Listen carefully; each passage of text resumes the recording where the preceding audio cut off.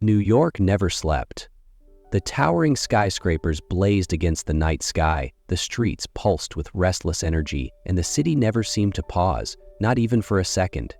But to Ethan Hayes, all those bright lights only made the air feel suffocating. He sat in the luxurious boardroom, where the executives of Hayes Tech argued over stocks, profits, and numbers. Their faces were sharp, unreadable. None of them truly cared about the man behind the name Ethan Hayes. They only cared about the billionaire CEO, the one responsible for running an empire. He had once loved this life, but now it felt like nothing more than a gilded cage. The phone buzzed incessantly, emails flooded in, the media chased after him. It was a machine that never stopped. Today, Ethan stood up, loosened his expensive tie, and said only one thing: "I'm leaving." Silence fell across the room, but Ethan didn't care.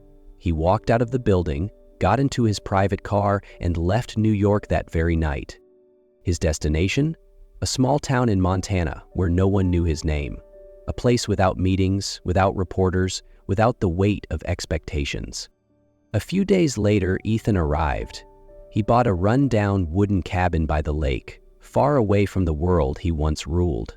His days, once consumed by corporate battles, were now filled with morning coffee, old books, and the quiet rhythm of waves against the shore.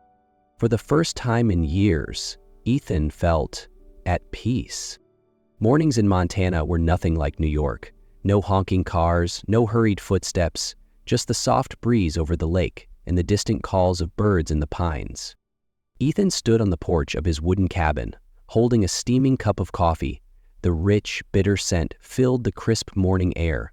He took a slow breath. No schedules, no expectations, just him and the quiet. The cabin was nothing remarkable. Weathered wooden walls, a moss-covered roof, and inside a single bed, a small wooden table, and an old bookshelf. No TV, no phone, no internet. Ethan had severed all ties to his former world. His habits began to change. Instead of waking up to check emails, he sat on the porch with a book. Instead of discussing business strategies, he rowed a small boat onto the lake, watching the morning sun glisten on the water. The townspeople had started to notice him. They didn't know who he was, only that a man from the city had bought the old lakeside cabin and kept to himself. But in this town, no one pried too much. They greeted him when they passed, but no one pressed him for details about his past. One morning, as Ethan stopped by the town's small general store, he overheard two elderly women chatting nearby. "Who do you think he is? He doesn't look like he's from around here." "Probably just someone trying to find himself. Don't we all have something we're running from?" Ethan smirked slightly, picked up his bag of coffee, and walked outside. He didn't know how long he would stay, but for now, this was where he belonged. The late afternoon sky over Montana was painted in heavy shades of gray, the cold wind carrying the scent of rain. Ethan pulled his coat tighter as the first droplets landed on his shoulders. He hadn't planned to go far today, just a quick trip to town for more coffee, but the rain fell harder than expected. Ahead of him, a small wooden sign swung under the wind. Willow Brew Coffee and Books.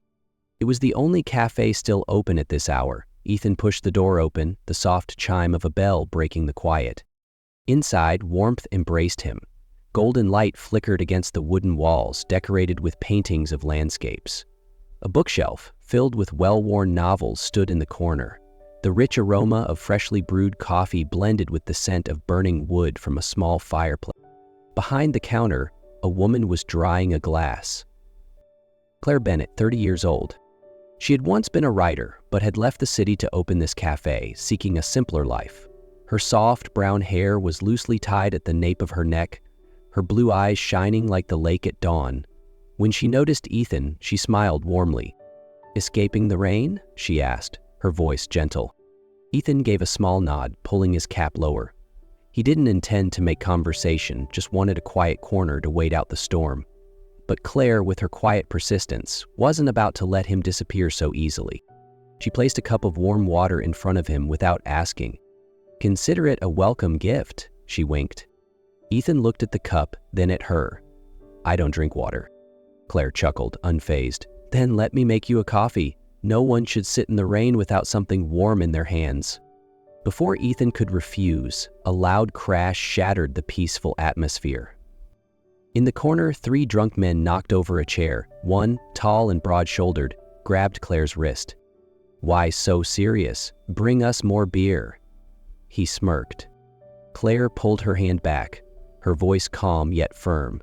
"Please leave." But the man ignored her. Ethan's fingers tightened into fists, his sharp eyes darkening. He stood up, approaching with slow, measured steps, his voice low but commanding. "Let her go." The 3 men turned, ready to mock him, but when they met Ethan's piercing stare, their laughter died in their throats.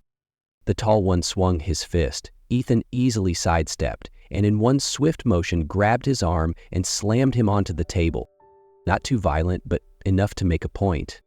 The other 2 hesitated, suddenly wary. Ethan's voice remained steady, cold. "Get out, now."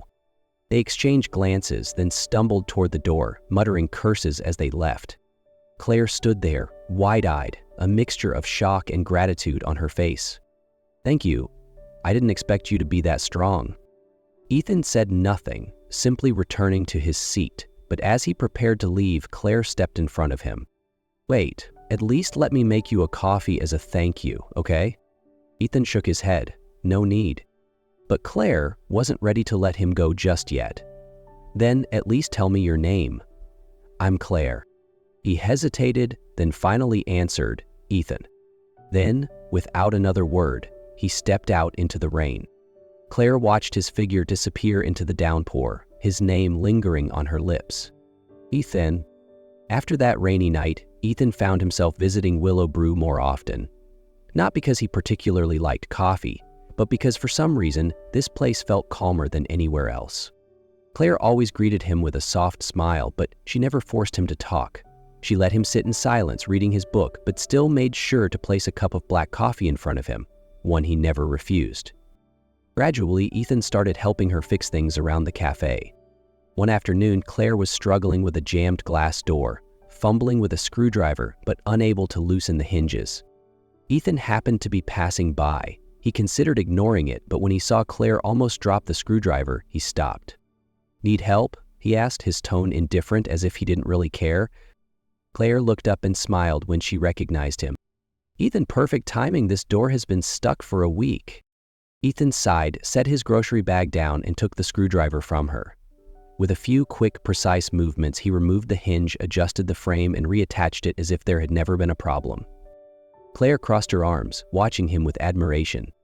"You're really good at this. Do you ever get bored living alone by the lake, or are you secretly a carpenter?" Ethan shrugged. "It's nothing." But as he turned to leave, Claire grabbed his wrist.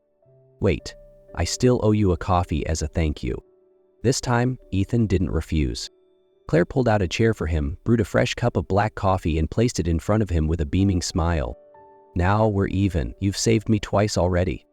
They sat there, surrounded by the cafe's warmth. Claire began to talk about her dream, about why she left the city to open this place. "I wanted a place where people felt at home, a cafe that wasn't just for coffee, but for stories." Ethan listened quietly, saying little, but for the first time, his eyes softened as he listened to her speak. There was something about Claire that made him feel at peace in a way he hadn't in years.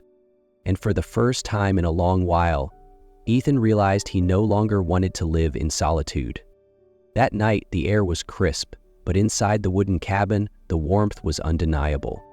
Ethan and Claire sat close together on a small wooden bench, leaning against the wall, sharing the tiny screen of Ethan's phone, the only connection he still had to the world he had left behind. "You still have a phone?" Claire teased, grabbing another handful of popcorn. Ethan smirked. "Only for movies. No internet, no calls, no one to bother me." Claire smiled, enjoying the simplicity of the moment. There was something comforting about it. Two people watching a film together, laughing, feeling at ease. But the moment was short-lived. Suddenly the screen lit up, interrupting the movie. A message appeared. Assistant Jason. "Ethan, come back. We need you." The air in the cabin shifted instantly. Claire's smile disappeared. She turned to Ethan, her expression filled with shock and disappointment. "Ethan, You're not just some ordinary guy, are you?" Ethan clenched his phone, but he didn't answer. His silence said it all. Claire stood up, placing the bag of popcorn on the table, her movements sharp with frustration. "You hid this from me."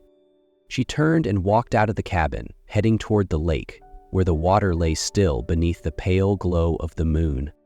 Ethan sighed, set his phone down, and followed her. She sat on a rock near the water, arms crossed, her gaze fixed on the lake, as if trying to process everything. "Claire?" Ethan called softly, standing behind her. She didn't turn. "Do you know what I hate the most, Ethan?" "Being lied to." Ethan exhaled deeply, then stepped forward and sat beside her. "I didn't lie to you, I just didn't know how to tell you." Claire took a slow breath before finally facing him. "Then tell me now. Who are you?" Ethan hesitated for a moment, then spoke. "I am Ethan Hayes. I used to run one of the biggest tech corporations in the country, Hayes Tech." Claire's eyes widened, but she remained silent, waiting for him to continue. "I had everything: money, power, a name people respected, but at what cost? Endless meetings, people who only cared about numbers, days that blurred into each other. Until one morning, I woke up and realized I couldn't remember the last time I was truly happy." He looked out at the water, his voice quieter. "I felt trapped in a life I had built for myself. So, I walked away. No announcement, no explanations. I just disappeared." Claire studied him, and this time there was no anger in her eyes, only understanding. "I wondered why a man like you would end up in this town. Now I know." Ethan let out a soft, almost bitter chuckle. "I didn't find myself in those skyscrapers, but here, I started to feel like I could." A moment of silence passed between them, the night settling around them. But just then a small frog suddenly leaped across Claire's foot. "Ha!" Claire yelped, and without thinking she flung herself into Ethan's arms, clutching his shirt. Ethan froze for a second, then let out a low chuckle. The strong cafe owner is scared of a little frog? Claire shot him a glare, but her face was still flushed from the shock. Their eyes met. The world around them faded into the background, leaving only the two of them beneath the moonlit sky. Ethan gazed at her, his heart pounding in a way he hadn't felt in years. Then, without hesitation, he pulled her closer and kissed her. The kiss was slow, deep, filled with all the words he had never said out loud. Claire didn't pull away. She closed her eyes, melting into him, feeling the unspoken emotions in the warmth of his lips. The wind whispered over the lake, the moon reflecting on the water's surface, and in that moment, there were no more secrets between them. The next morning, as the first light of dawn slipped through the pines, Ethan woke earlier than usual. But today, his mind wasn't as quiet as before. He stood on the porch of his cabin, staring at his phone lying on the table. Jason's message from last night still lingered on the screen, a reminder that he couldn't hide forever. The sound of a door opening pulled him from his thoughts. Claire stepped out, a steaming cup of coffee in her hands. "You couldn't sleep?" she asked softly, handing the cup to him. Ethan took it but didn't drink. "I have to go." Claire froze, but she wasn't surprised. "Because of the message last night?" He nodded. "They won't stop looking for me unless I face them. I can't leave my past hanging over me forever." Claire stayed quiet for a moment, then reached for his hand. "Go, but don't forget, someone is waiting for you to come back." Ethan's eyes softened. He never expected that in just a few months, he would have a place to call home again. 2 days later, Ethan arrived in New York. The city was still restless, still loud, but to Ethan, it no longer felt like his world. He stepped inside Hayes Tech, the building that had once been his entire universe. Jason, his loyal assistant, stood waiting, his face a mix of shock and relief. "Jesus, Ethan, you actually came back." Ethan nodded, but his gaze was no longer that of a man trapped. He knew he had come to end things, not to stay. He walked into the boardroom, where the company's executives were already seated. The faces were familiar, yet now he saw them as an outsider. "I'm not here to reclaim my position," he spoke before anyone could say a word. Silence fell over the room. "I'm here to make it official. I'm stepping away. I'm not coming back. Let me go." Some of them protested, but Ethan had made up his mind. This time, no one could pull him back. Once the final documents were signed, Ethan stepped out of the building, taking a deep breath. For the first time, he felt truly free. And there was only one place he wanted to be, back by the peaceful lake with Claire. 1 week after leaving New York, Ethan drove back to Montana. The first time he arrived, he was a man on the run, but this time he returned as a man finding his way home. By the time he reached Willow Brew, the evening had settled in. The warm glow from the cafe's windows spilled onto the quiet street, carrying the familiar scent of coffee mixed with a crisp autumn breeze. He stepped inside. Claire was behind the counter, pouring a fresh cup of coffee. When she looked up, her eyes locked onto his. She froze, the spoon in her hand suspended in midair. Ethan said nothing. He simply smiled. In the next second, Claire dropped everything and ran toward him. Without hesitation, she threw herself into his arms, holding him tightly, as if afraid he would disappear again. "You came back," she whispered, voice trembling. Ethan pulled her close, feeling the warmth and belonging he had searched for his entire life. "I promised you, didn't I?" he whispered. Claire looked up at him, her eyes full of questions. Ethan chuckled softly. "I have nowhere else to go. This is home now." A few days later, Ethan invited Claire for a walk by the lake at sunset. The golden light reflected off the still water, painting the sky in warm hues. The air was crisp, the scent of pine lingering as they strolled along the shore. "If you hadn't come to this town, where do you think you'd be now?" Claire asked, her fingers intertwined with his. Ethan squeezed her hand gently, smiling as he gazed out over the lake. "Probably stuck in some office, probably never knowing what real happiness feels like." Then, suddenly, Ethan stopped walking. Claire turned to him, puzzled, until she saw him slowly kneel down on one knee. Her eyes widened in shock, her hands flying to cover her mouth. Ethan pulled a small velvet box from his pocket and opened it. Inside was a simple yet elegant silver ring, catching the last rays of the setting sun. His voice was steady, deep with emotion. "Claire Bennett," he began, "you are the best thing that has ever happened to me. You helped me find myself again. You showed me what home feels like." Claire's eyes shimmered with unshed tears as Ethan continued. "I can't promise you a perfect life, but I can promise that every day I will do everything I can to make you happy." He took a slow breath, his blue eyes locking onto hers. "Claire, will you marry me?"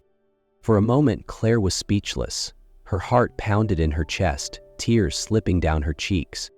Then she nodded fiercely, her voice breaking with emotion. "Yes, 1,000 times yes." Ethan grinned, slipping the ring onto her finger before standing up and pulling her into his arms. As laughter bubbled between them, he lifted her off the ground, spinning her in a circle as she held onto him tightly. The world around them blurred. It was just the two of them, beneath the endless Montana sky. After their engagement, Ethan and Claire began building a life together. They expanded Willow Brew, turning it into not just a cafe, but a place where people could share stories, find comfort, and rediscover themselves, just as Ethan had. The townspeople no longer questioned Ethan's past. To them, he was simply the man by the lake, the one who had fallen in love with Claire and found his home in their quiet little town. One evening, as they sat on the porch of their cabin, Claire took Ethan's hand and asked softly, "Did you ever think your life would turn out like this?" Ethan looked at her, smiled, and squeezed her hand gently. "No," he admitted, "but I know I made the right choice."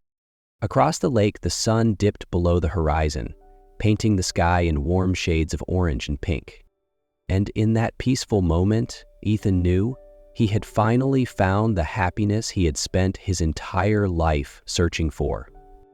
The story ends, but their love lasts forever.